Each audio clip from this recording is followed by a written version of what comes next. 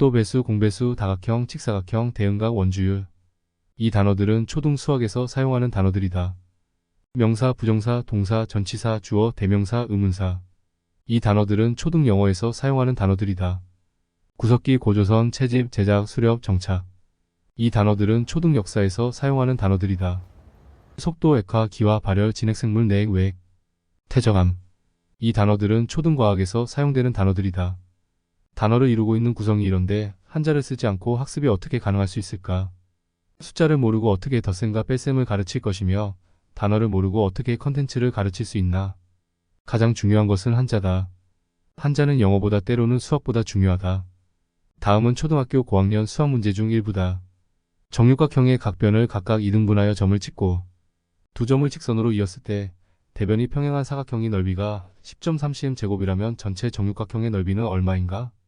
이 수학 문제를 해결하기 위해서는 육각형, 정육각형, 이등분, 대변 평행 사각형, 제곱 등의 명사를 이해해야 한다. 다자고자 더하기 빼기를 많이 시키면 반드시 산수를 벗어난 수학 과목에서 진도를 따라가지 못한다. 어느 시점이 되면 아이들의 어휘력 수준을 넘어서는 교과 용어들이 과목별로 쏟아지기 시작한다. 이 모든 용어를 모두 암기하고 대응할 수는 없다. 수능이라는 단어를 알았으면 불수능이라는 단어의 의미를 이해할 수 있어야 한다. 그렇다면 불수능이란 무슨 뜻일까? 불수능이라는 말은 표준 한국어 사전상 존재하지 않는다. 대신 불응이라는 말이 존재한다. 그럼에도 우리는 존재하지 않는 단어의 의미를 대략적으로 파악할 수 있다. 마찬가지로 비호감도이라는 단어도 존재하지 않는다. 얼만큼 호감이 없는지 정도를 나타내는 단어일 것이다 정도의 추측을 할 수 있다. 이 정도 추측이 가능한 이유는 우리가 한자의 음에 대해 익숙하기 때문이다.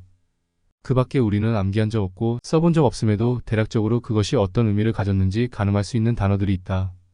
무과시책임 위헌심사, 법정대리인, 재산분여, 강제집행, 유경, 무경, 자백강박 등이 그렇다.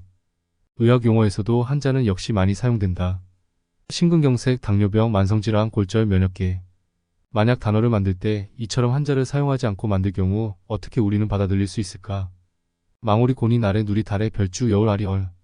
이는 모두 순우리말이지만 되려 한자어보다 더 그 뜻을 가늠하기 쉽지 않다. 대체로 독해력이란 정확한 뜻을 묻기보다는 문장에서 제시하는 아이디어와 주장을 이해하고 문맥을 파악하는 등의 일이다. 즉 주제와 중심 생각을 인식하고 추론하는 일이다. 다시 말해서 아주 정확한 이해력보다는 대략 어떤 이야기를 하고 있는지 문맥을 찾는 일이 더 중요하다. 이는 영어도 마찬가지다. 수능 영어 지문은 기본적으로 꽤 어려운 어휘가 나온다. 이 단어를 모두 암기하고 독해를 하는 것은 쉽지 않다. 그러나 주장문, 설명문, 일기문, 편지문 등 글의 종류에 따라 글이 씌어진 목적을 파악하고 대략적으로 필자가 어떤 말을 하고자 하는지 문맥을 이해하는 능력을 더 필요로 한다.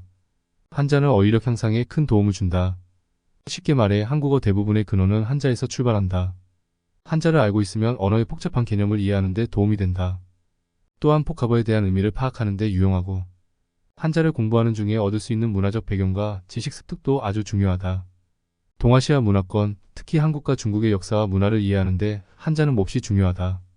가령 책과 관련된 한자에는 대나무 축자가 많이 사용되는데 그것은 역사적, 문화적 배경을 모르고서는 이해하기 어렵다.